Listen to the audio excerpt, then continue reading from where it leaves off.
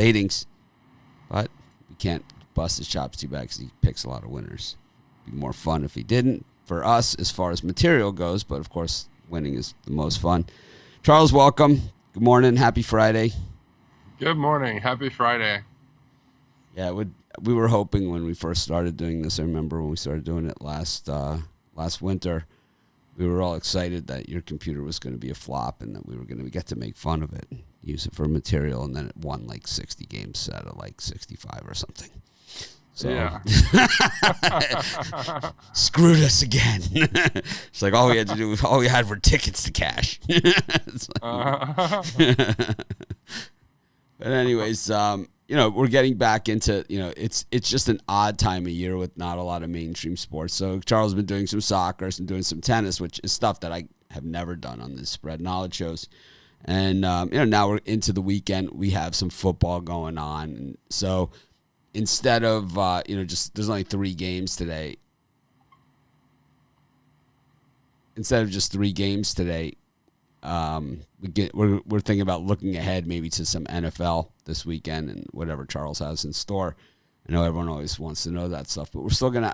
I believe we're still gonna have Charles on tomorrow. Our Saturday shows start earlier, our regular live shows, so this show will have to go extremely early if we're gonna do it. And then Sunday's NFL Sunday goes at regular time and daylight savings. We're gonna be changing the format of our other show as well as the time of the show. So I know a lot of people like the format as it is, but we've changed it a lot of times in the past, and it always seems to work out okay in the long run. And I think I'm going to go more to a format where it's sort of like the drive-through, where it's just my show, and then I'll have other people on as guests here and there. And so maybe we'll move this show and incorporate this as a segment on our regular live show, which I think might be better anyways. We'll just have Charles on. He'll have like 10 minutes to do this, and we'll have other guests and stuff like that. But as far as like our regular roundup, I know everyone likes the guys and stuff, and if they want to do another show, they're welcome to do it on my YouTube. But we're definitely not going to continue on as is. But anyways, speaking of computer picks, Charles, 2-1 yesterday on the show picks. What do you got for us today? You ready for me to show your screen, or you want to say hello to everybody first? Yep. Hello. Good morning, everyone. Can they see my screen now? No. Now they can. I'll do a little recap from yesterday. So we went 2-1 yesterday, but it was kind of even money.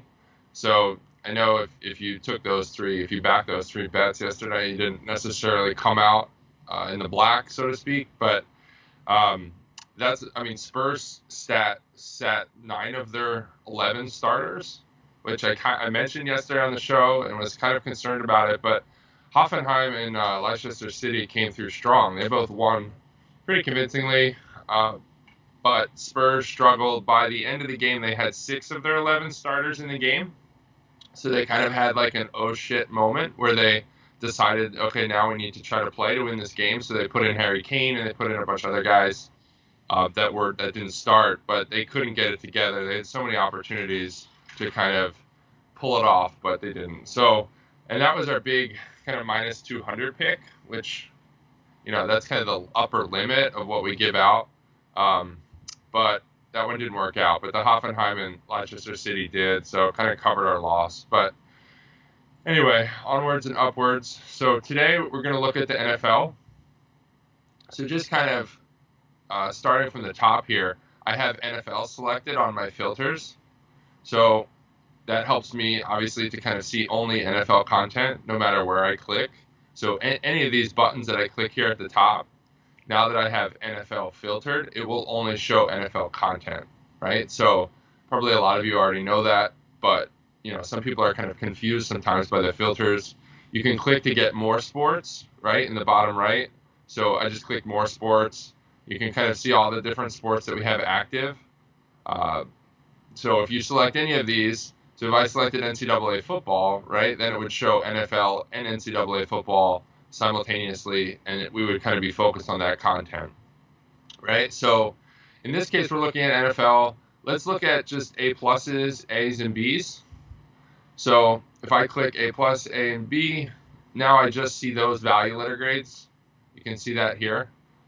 Yesterday we added this energy bar instead of the wins and losses, and that shows the predicted or expected win percentage for that pick, right? So you see kind of a lot of them middling around 50% because a lot of them are point spread picks. I can get into more of that probably next week when we get into some of the deeper analytics and things. But for right now, I'm just going to pick a few picks that I like. If you look down here, you see the Chiefs have an A, and they also have an extremely green energy bar. That's because at minus 2,500, that's an extremely high probability of winning, somewhere around 96% probably. So I have a question. yeah, How is there any value on a minus 2,500 bet? I mean, it just seems that you would ding that like right out of the gate. I mean, minus 2,500 is just not even. I don't even like saying it. I feel creepy. It's like it's just it leaves it's bad juju. It's like so even if you were to add that to the parlay, betting $2,500 to win 100, it just doesn't add the value. Not even anywhere. It's. I mean. yeah. No, I was mainly just calling it out because they were both neon green. Oh, So it is a nice green. yeah, It's a lovely we color. would never do 2,500, but it's just a good example because in the live areas where you do see two neon green like info widgets, that's a trigger for a bet because those win 2 out of 3 and 3 out of 4 times. So I was more just kind of calling it out as an example. But what you would really love to see is a point spread with a neon green, but that would be very rare because point spreads are generally coin flips with like the highest expected win percentage you'd see from a coin flip type point spread would be probably around 60 to 62%, which is extremely high because it's a 50% opportunity, right? So anyway, a bit of a tangent, but so let's see what we like. The machines, we'll just go through what the machines like first. So as A's, machines like the Vikings +6. I'm not sure we really know who the Vikings are today. So, and the Packers are probably still pretty pissed from that Tampa game like 10 days ago or whenever that was. So I would probably lay off that and just avoid this game altogether. If anything, I like the -6. I don't know that we'll take that for the show, but the -6 seems to have value to me because the Packers are a much better team, and we don't really know what the Vikings are. So, what's funny is the machines like the +20 for the Jets. Now, why do the machines like the +20 for the Jets? If you look at the history of the NFL, whenever a team has +16 points or more on the point spread, they cover like, I want to say 3 out of 4 times. It's a very high percentage, but it's what the books have to do to try to get money on both sides, right? So they have to give this extraordinarily large point spread. Now, in this situation, because you have, like the last situation I remember that for was like the Dolphins were playing the Patriots, like maybe last year or maybe even the year before, but they had like a 17 or 18 point spread, and by the time it was game time, I think it was like 21. So it had been bet up quite a bit, and if I remember correctly, I think the Patriots actually covered that. So, but in general, that's the exception. So the machines like this for good reason, because in general, when teams in the NFL have a point spread of 16 or more, they generally cover. So that's why the machines like it. We're going to stay away from it for now. I love this under. This is an under that we should take for the show. This under has tons of value. You could see Chiefs winning by like 28-0 at halftime, right, or something, 28-3, and then kind of just sitting on the ball, the rest of the second half. So we'll take that under. We'll add it to our ticket. Tennessee Bengals. This has some value too, I think. Now, the machines like the money line and also the point spread. So the money line is kind of a bad price. It's just a bit, kind of over our limit, I guess you could say. So what we'll do is we'll look at that point spread, and let's take that point spread. I think there's some value there, even though it's an away team. And you generally try not to pick away teams in the NFL. I think there's some value there, and we can roll with that. The machines like the over in the Raiders-Browns game. I kind of like that, but I'm going to come back to it to see what else is on the board. I like that because those two teams tend to put up a lot of points. Steelers-Ravens, that's a great game and fun to watch. And, I'll probably watch that if it's on national TV. But it's probably not not a good place to bet. It's in division. It's going to be a tough game, and you just don't know what's going to happen. If you came on any side, you probably would want the under, just because it's probably going to be a defensive-minded game, and those two teams know each other really well. So let's see what else we got here. Saints have been kind of quiet. I feel like they've been on a 2-week bye, even though I know there's no such thing. So the machines like the Saints over the Bears, I really like that. It's a little bit above our threshold of minus 200, which is kind of the upper limit of anything we try to take. However, you see here that it also likes the A's on both sides of the point spread for the Bears and the Saints, which is interesting. Now, I think it likes the Bears because the Bears have been profitable probably the last 20 games or so in general. And it likes the Saints probably for a similar reason. However, it likes the Saints money line and not the Bears money line, which means that the Saints perform well at this particular price. These odds here, minus 227. So in this situation, I would roll with the Saints. I think the Saints cover here. I think the Bears are a much weaker team, and it's a good spot for the Saints. So let's see what else we got here.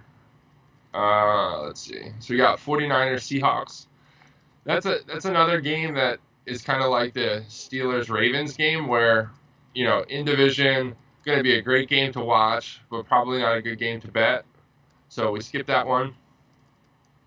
Chargers, Jaguars.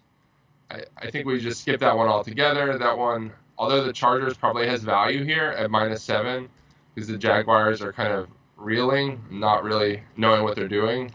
But that's a tough one, and in general, I try to stay away from the Chargers because the Chargers are, at least with Phillip Rivers, were a very wacky franchise that did all sorts of wacky things. So kind of, in general, personally, I just try to stay away from those guys. The Eagles, this is kind of probably one of the best picks on the board because the Cowboys are just awful, even though the Eagles are awful too. I think the Cowboys are far worse. So even though I'm hailing from Philadelphia and I never bet on Philadelphia teams for personal reasons, I think we should back the Philadelphia Eagles this weekend. So if we look at the board here, at our 4 picks, just to do a little recap, I'm going to add some trend comments in here and submit these picks. But we got the under, the Jets, Chiefs under, the Titans spread minus 6, the Saints minus 5 on the road, and the Eagles basically minus 10 at home. So we're going to submit those 4 picks. Hopefully, it kind of rounds out our week as a positive week. We've had a sort of an even week as it goes because we had that Real Madrid thing come through on Tuesday, which gave us like a positive 4-unit boost. But then we had the bad day on Wednesday, middling day. It's all good. Everyone has those videos. They can go back and rewatch them. They're out on the channel. Sure. So, but anyways, Charles, so thanks for the overview for a Sunday. We will be back tomorrow morning early. Of course, if you want to get spread knowledge, you can get all the picks out there. Just click on the link. It's $4.99 for 3 days. It's about $1.65 a day or something. If you can't afford $1.65 a day, if that's price point is too high for you, stop betting immediately. Do not pass go. Do not even think about it. Do not try and justify it. If $1.65 a day is out of your price range, sports betting is a bad idea for you. Anyways, thanks for joining us again, Charles. We'll be back. I'll be back in a couple minutes with the gang as we wind down our morning live shows. Have a great day. See ya.